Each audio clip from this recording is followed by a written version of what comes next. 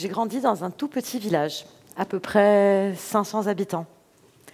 Et il y avait des choses que j'entendais depuis petite, comme ils sont pas comme nous, ils nous prennent notre travail. Ou ma préférée, on est chez nous ici. Alors bon, naturellement, au bout d'un moment, j'ai décidé de partir, de voyager, d'apprendre d'autres cultures, de découvrir d'autres langues, d'autres façons de manger, de tomber amoureuse, d'étudier. Et je suis rentrée il y a 5 ans en France, forte de toutes ces expériences que j'avais pu vivre à l'étranger.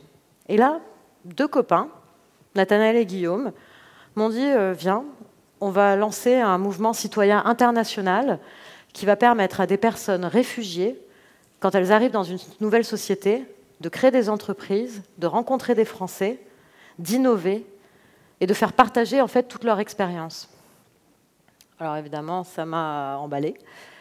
Je les ai rejoints. On a lancé Singa, qui est devenu effectivement un mouvement international dans lequel il y a des centaines, des milliers de personnes en tout cas. Et là, j'ai rencontré Ina. En septembre 2015, on a fait un selfie, c'est celui-là. C'est le selfie de 2 copines qui se rencontrent, qui se racontent leur vie, qui partagent leurs passions, leurs espoirs, leurs échecs. Mais comme je l'ai dit, c'est une photo qu'on a prise en 2015. C'est le moment où tout le monde parlait de la crise des réfugiés. Réfugiés.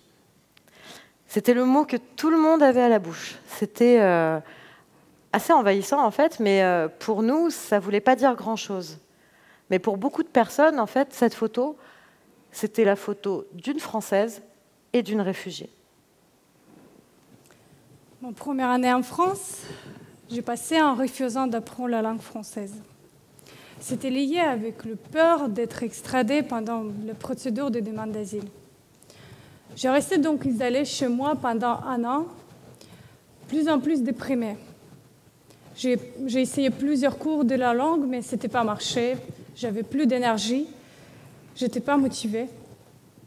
Ma famille me manque. J'étais en manque d'affection. Et j'avais un fort sentiment d'être une zéro dans cette société française. Car j'avais l'habitude d'être impliquée dans mon pays, dans les actions solidaires et politiques. C'était ma manière de me sentir à ma place dans la société où j'habite. La France, c'est un pays qui m'a pris dans ses bras. C'est un pays qui me donnait la protection. Une société qui m'accueille. Et moi, j'ai eu donc envie de le remercier, de donner un sens de ma présence, de rendre tout ce que me donnait. Et la première étape de cet engagement est commencée par le sport, qui est une passion pour moi. Depuis que j'étais petite, j'étais accro au patinage artistique, athlétisme, natation, boxe, plusieurs types de sports. J'ai donc décidé de lancer le projet sur l'intégration des personnes réfugiées par sport dans les sociétés françaises, avec des groupes mixtes entre citoyens français et personnes réfugiées. Tout est gratuit, dans un cadre de détente et de partage. Donc, première étape, c'était d'envoyer des lettres aux associations qui travaillent sur l'accueil des personnes réfugiées. J'ai envoyé différentes lettres aux différentes associations et seulement une qui m'a répondu, et c'était Singa. Quand je travaillais avec Singa, j'étais très étonnée parce qu'on ne m'a pas traitée comme une réfugiée qui est venue demander quelque chose. On me traitait comme une entrepreneuse. Deuxième étape pour moi, c'était casser des stéréotypes, des barrières psychologiques et des linguistiques entre personnes réfugiées et des citoyens français. Ayant des idées dans la tête sur les changements de la société, sur sa libération des préjugés et de discrimination, j'ai trouvé une moyenne personnelle de cet attribut des mécanismes de libération. C'était la création de liens. Grâce à cette création de liens et la communauté Singa, j'ai rencontré tellement de personnes dans ma vie. Des féministes, des personnes avec des idéologies politiques similaires ou différentes que moi, des sportifs, des rencontres comme avec Alice. C'était pas que rencontre, c'était aussi amitié. Cette personne qui m'inspire, qui m'oriente vers un nouvel horizon ici en France. Tous ces gens, ils sont devenus mes amis, mes proches. Ils sont tous remplacés ma famille ici, dans ma nouvelle vie que j'ai eue en France. Alors avec Ina, quand on a commencé à bosser ensemble, moi j'entendais vachement parler de ses opinions politiques.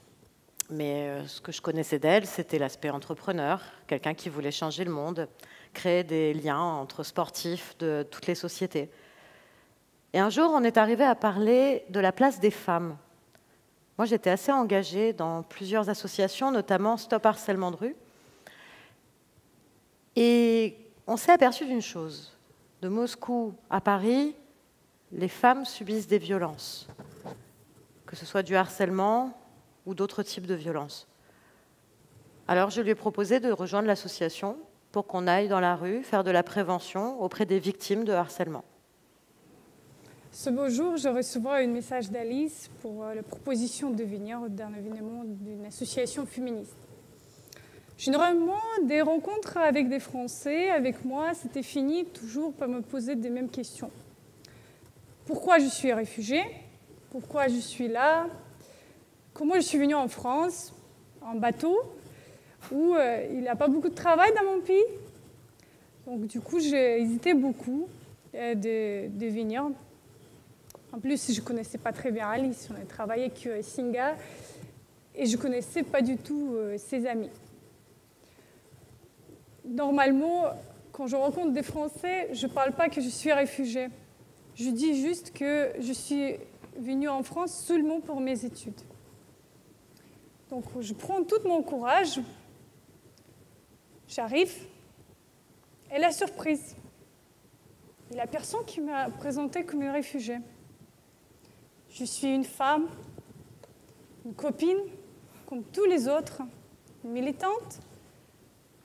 On me partage leur expérience. Moi, je partage mon expérience sur la situation des femmes en Russie. On est tous ensemble contre ce cancer de la société, de sexisme, d'homophobie. Cette journée, j'aurais trouvé des copines et des copains. J'ai trouvé une nouvelle force et je ne me sens pas seule. Il existe des centaines d'Ina et des centaines d'Alice, des personnes qui ont juste envie de se rencontrer et de partager des passions. Si Ina et moi, on est devenus amies, c'est parce qu'on s'est ouvertes l'une à l'autre et parce qu'on a partagé nos points communs, nos engagements, nos combats. Et des personnes comme Ina qui sont réfugiées et qui arrivent en France, il y en a beaucoup qui ont envie de rencontrer des Français. Cette année, on a eu la chance de rencontrer Aïssam. Aïssam, c'est un jeune de 21 ans qui cumule pas mal de stéréotypes. Arabe, musulman, réfugié, syrien, émigré. Mais en fait, Aïssam, c'est aussi un poète, un musicien, un rappeur, un passionné. Alors, quand il est arrivé à Singa, il nous a dit qu'il aimait faire de la musique. Bon, très bien. On avait un atelier musique qui était animé par deux jeunes de son âge, qui s'appellent Romain et Thibaut.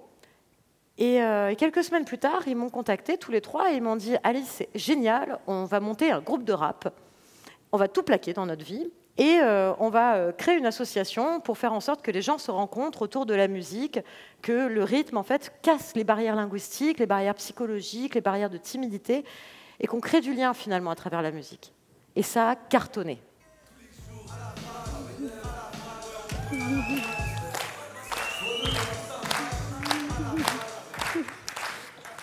C'est cool, hein?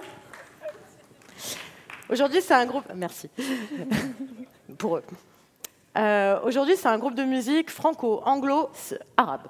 Enfin, c'est les trois langues, en tout cas. Et tous les jours, ils créent du lien entre les gens. En fait, Singa a fait des bébés, d'une certaine façon. Et finalement, eux, ça a été leur manière de prendre le large.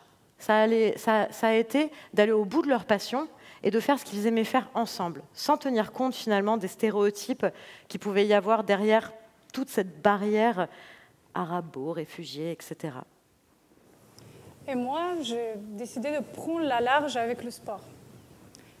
Ce n'était pas seulement que pour ma passion, mais aussi c'est un formidable moyen d'intégration dans la société. Face à l'injustice, aux inégalités de la société, nous sommes impuissants. Mais dans le sport, on ne touche pas sur le statut social ou sur le compte bancaire. J'ai décidé de faire un tour sur les centres d'accueil des personnes réfugiées à Paris. Moi, je pensais 6 mois, j'avais des difficultés à rencontrer des Français, d'autres réfugiés en ont aussi. Et je ne me suis pas trompée. Des femmes, des hommes, des Camerounais, des Afghans, Pakistanais, Syriens, ils ont tous avaient des difficultés de rencontrer des Français. Il suffit juste d'organiser un match de foot, une séance de fitness ou yoga pour créer ces rencontres. Aujourd'hui, je suis plus Ina la réfugiée. Et je ne suis pas seulement une féministe et une sportive. En mai 2016, on a gagné le prix d'honneur de la mairie de Paris sur les femmes en sport. J'étais tellement étonnée parce que moi, je suis réfugiée, c'est mon projet. Pourquoi on me choisit? Je suis en bas d'échelle et là, on m'appelle pour recevoir ce prix. Aujourd'hui, je suis une étudiante, je ne suis plus à la réfugiée. Je suis une personne qui veut construire un monde meilleur sans le peur, sans la discrimination et de préjugés.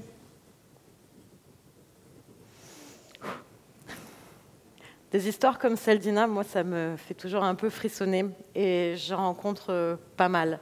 Des personnes qui arrivent dans un nouveau pays et qui tout simplement veulent faire profiter tout ce qu'elles sont à leur société d'accueil. Quand j'allume les réseaux sociaux ou que j'écoute l'actualité, je ne sais pas pour vous, surtout cette semaine, mais je panique un peu parfois.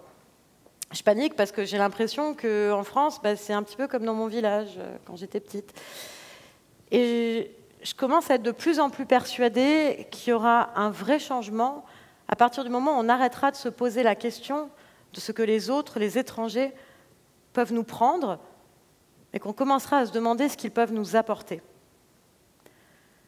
Prendre le large, c'est aussi chez soi que ça se fait. En osant, en dépassant ses craintes, en allant à la rencontre de l'autre et surtout de soi-même. Et même parfois en faisant un peu de sport ou en allant coller des affiches dans la rue.